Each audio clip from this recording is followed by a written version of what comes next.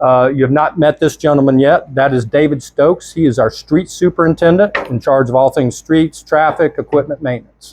Okay. The guy who let you in is Lloyd Oddie. He is our refuse and facilities superintendent, so all things trash, recycling, custodial services, building maintenance. Josette Huffman is our office manager. She will not be with us today. Again, the gentleman who just left the room and just came back is Lyle Hart. He is our city engineer. He has been our city engineer since 2020, been with the city 10 years now. So, introductions. All right, mission. Everybody needs a mission statement. My dad was an English teacher. We did a lot of vocabulary at the supper table, etc. I'm still a big believer in, my contention is why use a big word when a diminutive word will do. So I'm going to read these. Mission.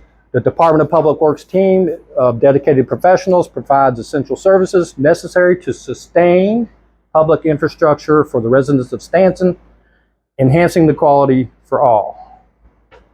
Vision. The Department of Public Works diligently strives to maintain its vital role in preserving Staunton's past. We all know, history is here, and it will always be here. Preserving Staunton's past, providing for its present needs, and ensuring its future. We always have to look ahead here at Public Works.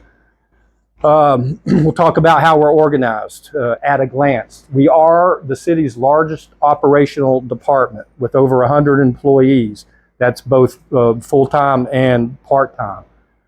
We also have the largest departmental budget. This year, it's actually a bit higher than it has been historically. Our budget for FY26 is $30 million. We have 5 operational divisions. Our admin folks, our engineering division led by Lyle, street traffic equipment maintenance led by Mr. Stokes, facilities and refuse and recycling led by Mr. Ati, and utilities led by Mr. Hoyleman. And this is how we're organized. They report to me, I report to city manager, they report to city council, and all of us receive input from you guys. Okay. Manpower, how are we allocated? Keep in mind that these numbers here and that 101 or whatever it was, that's funded full-time positions, funded. We have been short-staffed here at Public Works since 2015.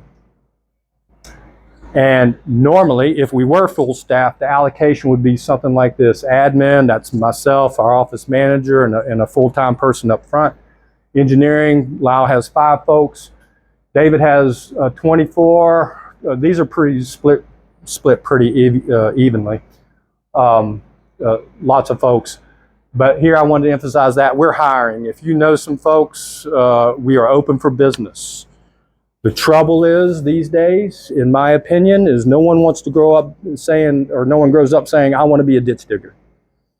They all want to be influencers, bloggers, TikTokers, YouTubers, or whatever. And I'm not discrediting any of that, but have you all had a plumber at your house recently? It's a fortune. Okay, my hot water heater is out at house right now, and it's a fortune. Nobody wants to dig ditches anymore. Throughout this presentation, I will be featuring a lot of our rank and file. That guy right there, that's Billy Davis. He is our utility field crew supervisor. He's been with the city for 33 years. You can make a career out of this. And I love this picture. He's in his outside, what we call his outside office, a utility trench. Funding allocation, $30 million. That's a heck of a lot of money. General fund, that's your property taxes, meal taxes, things like that. Where does that money go? It goes to our admin, streets, our facilities, which are our buildings, equipment maintenance, that's our rolling stock out here, traffic signals and traffic control. Water fund, sewer fund, environmental fund, those are pretty self-explanatory. Environmental fund, what is that? That's refuse, it's recycling. That comes from folks who pay their water bill. Seth, wherever he is, when he gets his paycheck, it's coming from people who pay their water bill. It's got your water, your sewer, your storm, and your refuse on your water bill. The water fund increased pretty significantly this year, but it is because of our Gardner Springs upgrade project. I'll mention something real quick. 2014, there were 2 studies done. One by AWWA, American Water Works Association. Title of the publication was Buried No Longer. Okay. ACSA, or ASCE, American Society of Civil Engineers, they grade the nation's infrastructure all the time. This was a report titled Failure to Act. Okay, failure to act. What does that mean? Water and wastewater infrastructure back in 2014 got a grade of D-. And guess what? Every year since then, D-, D-, D-. Well, what's happening? It's a funding gap. The need from our aging infrastructure, the needs are up here, but the money is here, and it keeps growing out of whack that way. So we are always faced with having to do more with less. It's just how we live.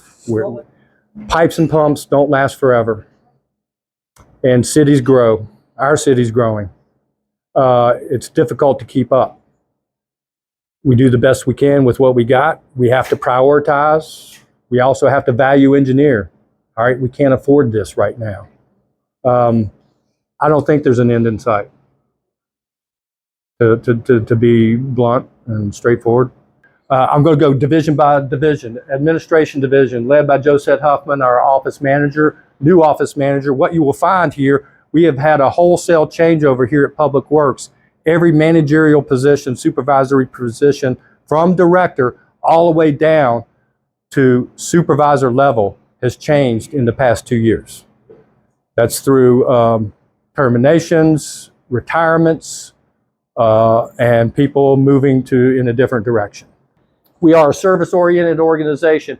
We have not just an external customer base, you guys, we have an internal customer base. That's all the other city departments. We support them.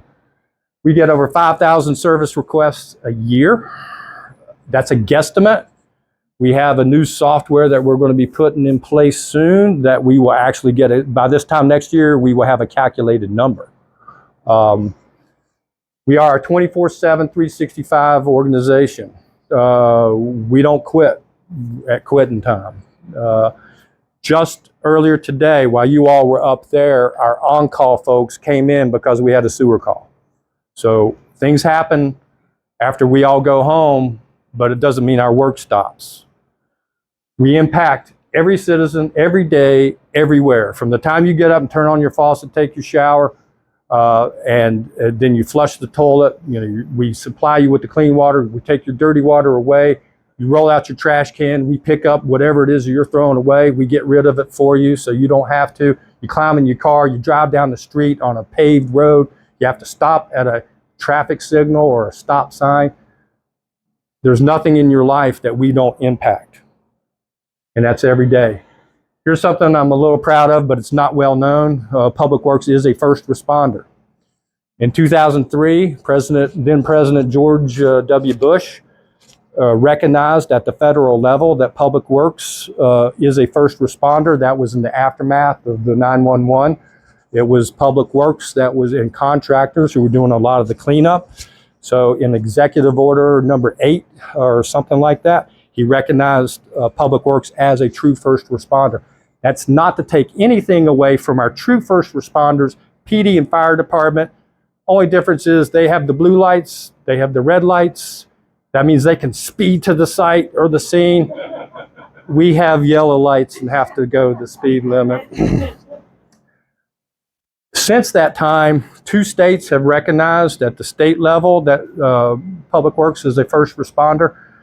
I can't explain why it's these 2 states, but New Hampshire and Mississippi.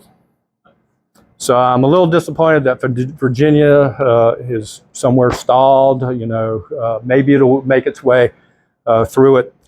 PD and fire department are the true first responders. They are the first ones on the scene.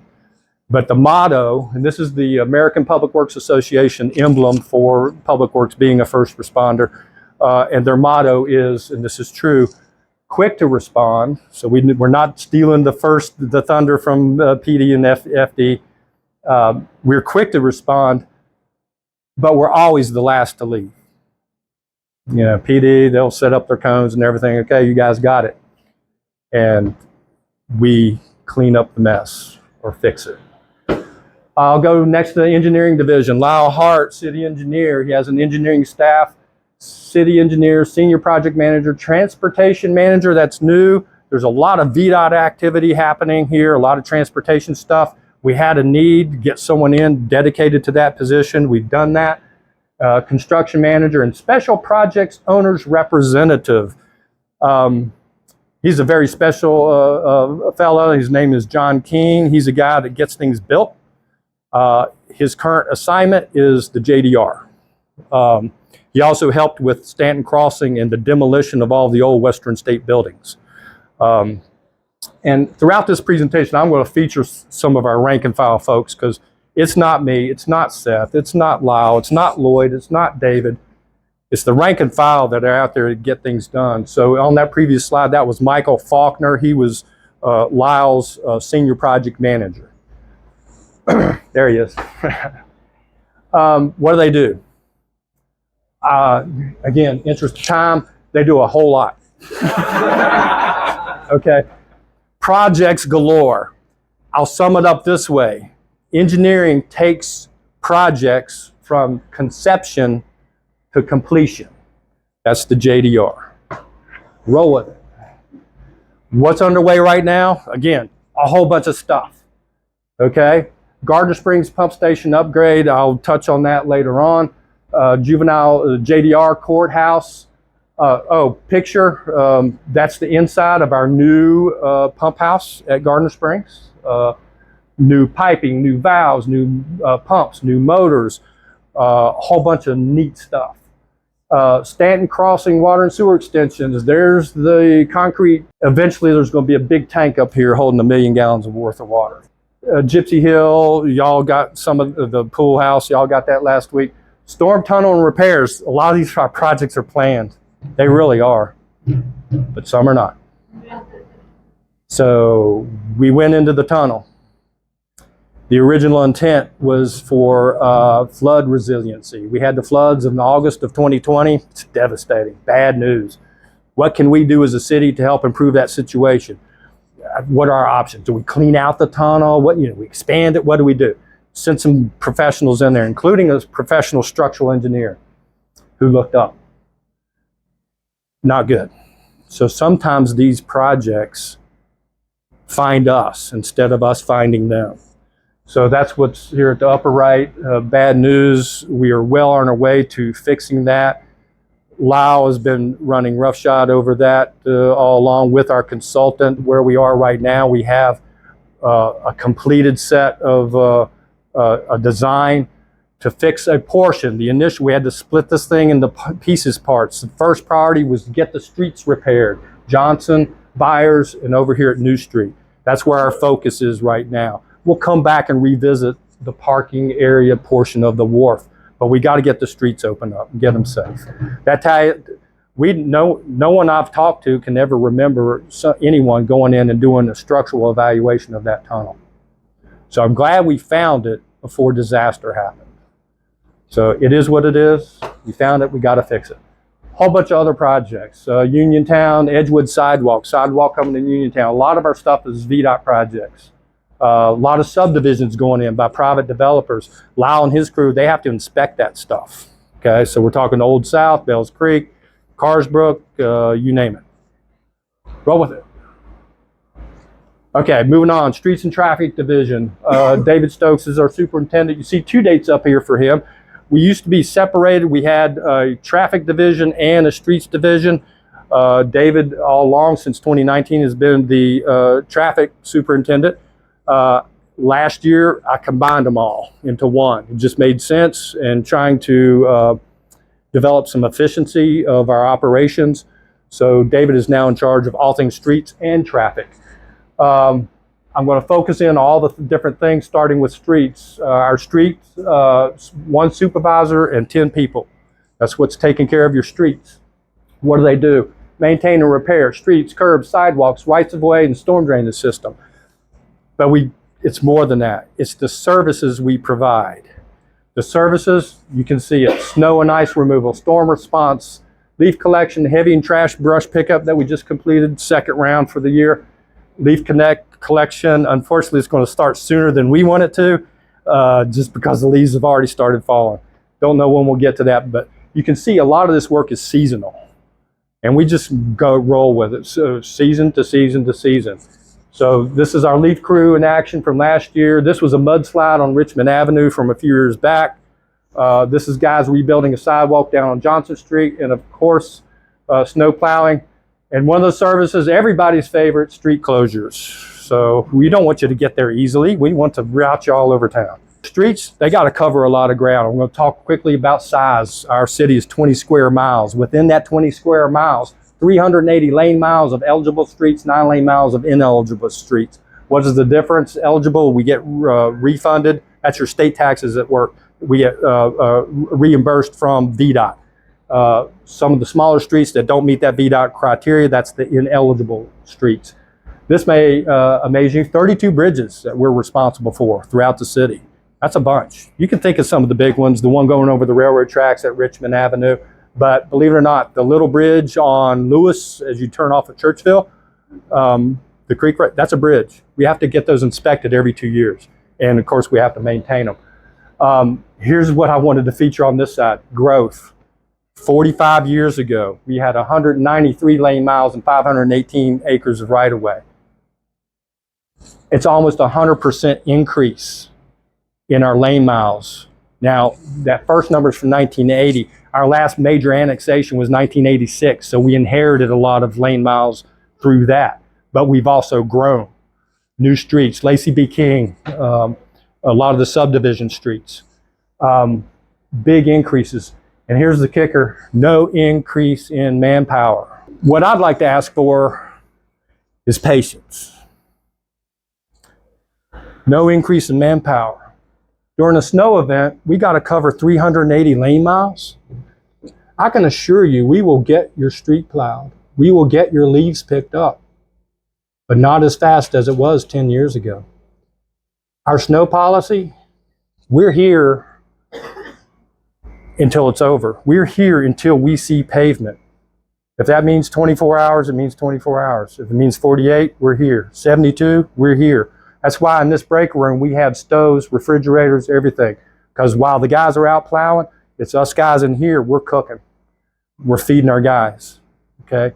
So, answer to your question, it's not uncommon for folks to hit 50 hours, sometimes 60. We just had an event, Queen City Mischief Magic, that we had to man on a Saturday and Sunday, prepping for it on Friday. We had 15, 18 people down there. That's a lot of overtime. Think of all the different events that we have here. Happy Birthday USA, Christmas Parade, the list goes on and on and on. Big thing on everybody's mind, paving. My street hasn't been paved. You haven't paved my street. We hear it all the time. I can tell you that there are some streets in the city that have not been paved since 1964. So what's our criteria? We follow all this. First is the classification. We follow VDOT's method for classifying the roads, with one minor exception. The arterials, they have major arterials and minor arterials. Major is the interstate. Minors are like Route 11, 340, 42. We have the same thing here. Our arterials are like the predictable ones: Richmond, Greenville, Commerce, Churchville. And then we have the collectors. An example of a collector might be Gruber from West Beverly over to Churchville. It might be Thornrose from West Beverly over to Churchville. Collectors. The locals are all the residential streets. So that goes into our thought process and prioritization of which streets we pave and when.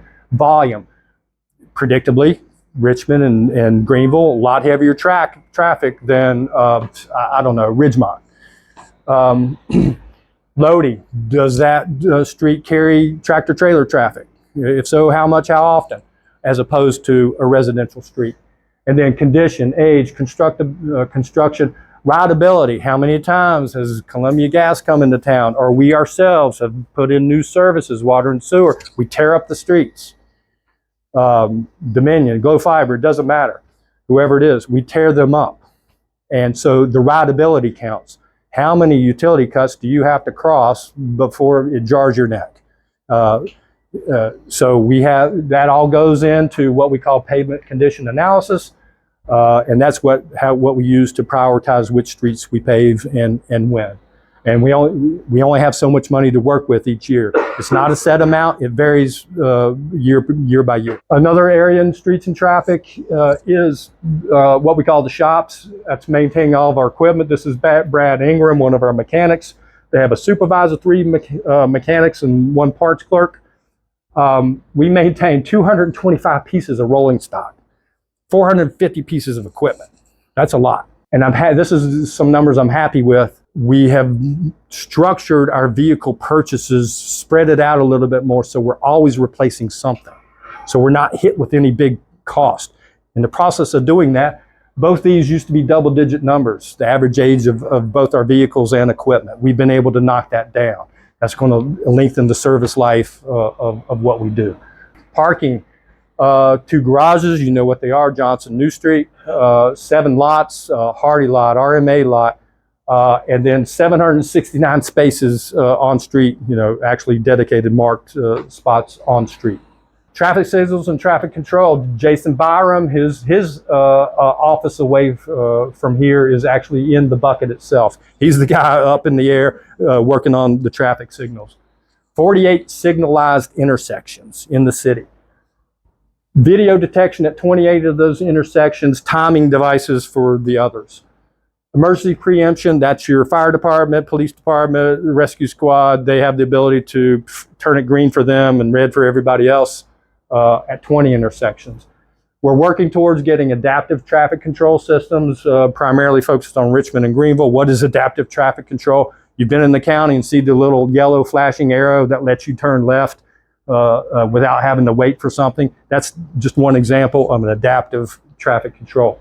But we also have 18 school flashers, rapid beacons. Just this last week and this week, I think they finished last week, replacing the guts of our school flashers. It was time, needed to do that. Traffic control, we only have 3 personnel there. Again, funded personnel, we actually only have 2, another vacancy. 8,000 signs and 400,000 linear feet of pavement markings. That's a lot. Facilities and refuse, Lloyd Oddie, superintendent this year. Lloyd comes to us from planning and inspections. We stole him away. So this is a great story. These 2 little toddlers, that's Austin Avenue, right? Every time our trash guys would go by, they would get all excited, trash, trash. And so finally, our guys got out of the truck and went to see these young folks. And so that's Rodney Sprouse, Carlos Richardson, and Brandon Merrow. Why do we do that? These are future trash guys right here. I mentioned that we are short-staffed. We are working on recruiting. We have 5 crews. As you all know, we've been through a trash modernization program that started in 2024. Really picked up steam. Got our trucks outfitted in January of 2025. Rolled out the residential cans in March of 2025. Added yard waste. That was a brand new service, never done before. Did that in June of 2025. Recycling down here, y'all seen it, the recycling center, 1 full-time, 1 part-time attendant. Opened up here at Public Works. It started out at Gypsy Hill Park, moved it up here. Wasn't working out at Gypsy Hill for a variety of reasons. 427 tons collected last fiscal year, and it keeps climbing. Landfill, y'all have an opportunity to go visit the landfill. I'll just touch on this. 78 acres big. We jointly own it with Augusta County and Waynesboro. The daily operations there, and you will meet the guy, Cole Seldom-Ridge, one fantastic landfill operating dude. He is something else. You'll be impressed with Cole. There's 7 cells there. Cells 1 through 4 are already filled. We are currently operating in cell number 5. And before you start to do the math and get concerned, oh, we're running out of space, cells 6 and 7 are our largest cells. And so I haven't checked this number, so Cole will be able to correct me if I am wrong. But at our current rate, we still have 30 to 40 years thereabouts of landfill airspace to go. Also under facilities and refuse, the building maintenance folks, and that includes our trades workers and custodians. This is Lisa Lambert. You may have seen her, full-time custodian down at City Hall itself. This is Mark Buchanan, city carpenter. He's one of the trades guys. We have 4 trades guys: carpenter, plumber, electrician, and HVAC. What do they take care of? This number may surprise you. 98 facilities. Are you kidding me? 98? Oh, everybody knows the library and City Hall and fire stations and all. That 98 includes every little bathroom, kiosk, gazebo at the park, everything. Parks and Rec, can mow it, make it look pretty and everything else. But if the gutter falls off, they're calling us. And so and that includes 375,000 square feet. Soon to be 99 facilities when JDR comes online. They take care of, again, roofs, HVAC, plumbing, electrical, all this other stuff. Moving on to utilities, and we're getting close to wrapping it up, which is good. I've talked about excellent source water, Staunton Dam, and our new Gardner Springs pump house. Just to mention about it, the old station was built in the late 40s, early 50s, the old pump house. But it was built in the floodplain, and there was no backup power. I couldn't sleep at night when these thunder bumpers would roll through and we'd lose power. To pump, you need power. In 1985 and 1996, 2 hurricane remnant floods took it out. I mean, or just, rendered it, we couldn't use it for days. That's our water supply. So we had to do something. We had to fix it and make it more resilient, more robust, more reliable. So the new station is lifted out of the floodplain. Just out of frame here is a new 16-cylinder diesel emergency generator. It is massive. It's like the size of a small school bus. It's amazing. And we just didn't follow FEMA's paper maps of where the floodplain was. Nah, we're not going to do that. We have watermarks out there of where the 85 flood was and the 96 flood was. The 96 flood was considered one of those 500-year storms. So it's at that water mark and a foot above. Montana, you already met her. Water plant, we love it. There are your numbers, as far as capacity, expandable to 12, current production about 4. Interesting enough, I talked about growth. Only 5 years ago, our average daily production was 3.2. We are growing, and it's showing. Water supply evaluation final report from 2018. We have to predict where we need to be in the future for water supply. We have a 40-year window that we look at.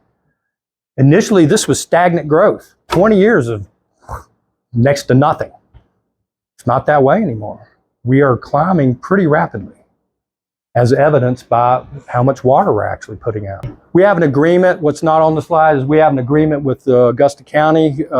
It's called the 92 Agreement. It's been in existence since then, where they have to buy from us. It's in the agreement. They have to buy 1 million gallons a day.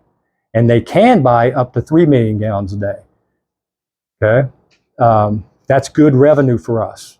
They are our biggest and best customer because they pay for that water. We always, if we get into trouble with our water supply, it says it in the agreement, we can throttle back. We can actually shut them off. Don't want to do that, they're good neighbors. We help each other. But that is one option. And plus, we have other water sources that y'all have never even heard about. We could go back and reuse the springs. That's the quickest way, most inexpensive way to gain more capacity in a short amount of time. It's easy. We already have the springs. We build that new under drain system, bring it down to a new pump house, pump it a short distance right up here to the plant. Pardon? At Gypsy Hill Park. At Gypsy Hill Park.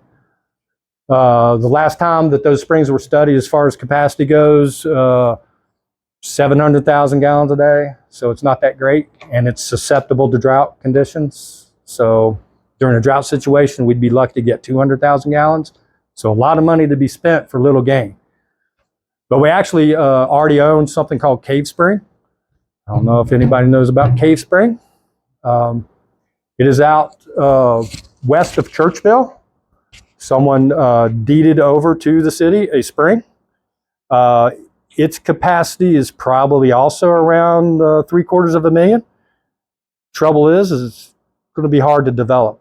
It's a good distance away. Again, we have a plan. It's included in the study. Still good quality water, but we have to get it here. So the thought being is that we do similar to Gardner Springs, build a spring house, build a pump house, manifold that in to our North River raw water line, and that at least gets it into the pipe and gets it here. We're looking ahead. We're also looking at the possibility of drilling wells. We have some potential locations already outlined. So we're well situated for adding capacity when the need becomes necessary. We've had a number of droughts, some more severe than others. The most severe ones that we've had in recent years, 2002, the 2007, 2008 timeframe. So the more recent issues that we've had are fairly minor compared to those. DEQ has already issued a drought watch. We are officially under a drought watch. But what it means for us is more monitoring. So we do dam checks. That's a noun, not an adjective. But we go out to the dam and we check the level and all that. So the dam, as we're speaking right now, the dam is down 4 feet below its crest. Okay, so we've increased the frequency of our checks. We're checking it once a week now. Had a little bit of rain today, and a little bit over the weekend. It's not enough. What we need is the remnants of a hurricane to replenish our reservoir. That's the way it works. But this happens every year. And we did a dam rehabilitation project. Again, a noun, not an adjective. But in 2015, they did a variety of things. One of the things we did, we had divers go in behind the dam, and they looked for cracks and all this other stuff. But we also looked at the amount of silt in it. Yes, there is silt in it. Are we at a point to where we need to dredge it and gain capacity or storage capacity? No, not yet. Staunton Dam was built initially in the 20s. In the 70s, the Corps of Engineers, in the interest of flood control, built a series of flood control dams up and down the valley. Includes places like Todd Lake, Briary Branch, also includes Elkhorn. At that time, our city forefathers said, hey, why don't you make Elkhorn a little bit bigger, just to help us out. So in theory, Elkhorn, big impoundment, it discharges into the headwaters of the North River and comes right on down to Staunton Dam. It's not a simple case of opening the valve at Elkhorn and everything's fine. Because if we have climatic conditions that cause Staunton Dam to go down, guess what? Those same climatic conditions exist at Elkhorn. So you have a one-time shot to open Elkhorn to replenish the dam. Now Elkhorn is suffering from the same need to have it replenished before we can open that valve again. All right, so more about utilities that you probably haven't heard. Once we treat it at the water plant, we send it out to all of you guys. Staffing, only five full-time personnel on our water crew. Again, that's funded positions. Currently, we only have 3. Okay, what are they responsible for? 160 miles of water mains, plus the 22 miles of the raw water line coming in from our water sources. Over 1,000 fire hydrants, 3,500 valves, 10 pressure zones, 9 pump stations, 6 storage tanks. We do get an annual stipend currently set at $400,000 per year to replace the undersized and leaky lines out in our system. When I say undersized and leaky lines, years ago, that was a program that started in the early 1990s, and we've taken advantage of it. And it actually leads into the next bullet. When I first got here in 2010, we averaged 80 water main breaks a year. Through this program and by doing these upgrades out mostly in the residential neighborhoods, we've been able to cut that number in half. Years ago, and even when I first moved to Skymont Road, my water supply was a 2-inch galvanized line, ancient, out there in Skymont Road. So in 1992, there was a big major upgrade project. It's now a 6-inch main, maybe even 8-inch, can't remember. But that's what that program is designed for. So our next, we call them the FY Waterline projects. The next batch of FY Waterline projects is going to be Page Pierce, West and Wayne, And then also North Madison is sort of an add-on. There's a little extra work that has to happen with North Madison. But I love this picture right here. Danny Clifton, he's no longer with our utilities. He does work for the city. He works for schools. I love this picture. Look at the disgust on his face. That was a break on Richmond Road on a cold November evening. And Danny Clifton right now is thinking of about 1,000 other places that he would rather be. But he's not. He's right there. And you know what he's doing there? This is what we call a split around break. The pipe split around, so it's spraying out. He's standing on that pipe at that water leak. Why? Here's the clamp ready to go on. You see this little hand down here reaching up? That's the guy in the trench who's going to be clamping it. We have to prepare that pipe to get it ready to clamp. So another guy's handing down the chain scraper. That's to get all the burrs and clumped up soil, make it a clean pipe so that clamp adheres to it. So he's standing there on that leak to protect his guys from getting face full of high pressure water. In the meantime, he's taking it. It's going up his pants legs. It's filling up his waders. And again, there's 1,000 places where he'd rather be. So credit to Danny Clifton and all of our other current folks or whatever. We also have Utility Tech Services Group, 6 personnel. Those are your meter guys. They take care of our pumps, tanks, meters, SCADA. That's supervisory control and data acquisition. 10,129 current water connections. And the whole idea of metering the water has advanced here at this city. Years and years ago, it was digital read. You had to go up, pull the lid, and read the dials and record that information. Okay. Then we went from that to touch read, a little wand that you still had to go out and visit every meter and touch it and it would take the reading. Since then, we went radio read. That's the drive-by. The drive-by unit has a receiver. All those meters are transmitting over. We collect all that data, but we still have to drive all that. So our next step, and we're in the process of doing that, is advanced metering infrastructure, AMI, and those are the smart meters that will transmit up to a receiver transmitter on an antenna, so it all comes back to the water plant. And here in the not too distant future, we'll be able to read all of our meters by touching about 4 or 5 buttons. And so we got 2,600 meters left to change out. And we got 2 people to change them out. That takes a little time. But we're excited about that. Clean water, you use it, you flush your toilets. Our sewer crew, it's only 4 guys. Okay, 150 miles of collection system, 3,500 manholes. We do have several RPMs, recurring preventative maintenance programs, and I&I abatement. That's infiltration inflow. We do have a lot of sewer blockages. While you guys were up there, 2 of our on-call guys came down there because we got a sewer call. They're going out unclogging a sewer. All that goes to the wastewater treatment plant. Again, jointly owned between us and Augusta County. It's a 6.8 MGD ENR plant. What the heck is ENR? That's enhanced nutrient removal. Federal government said, all you wastewater plants, you got to upgrade. This is several years ago. We had the first upgrade was called BNR. That's biological nutrient removal. Then because of Chesapeake Bay and all the emphasis on discharges from farms or anybody else, we're the low-hanging fruit because we're permitted. Farmers aren't necessarily permitted, but we are. So we were the low-hanging fruit, so they went after us.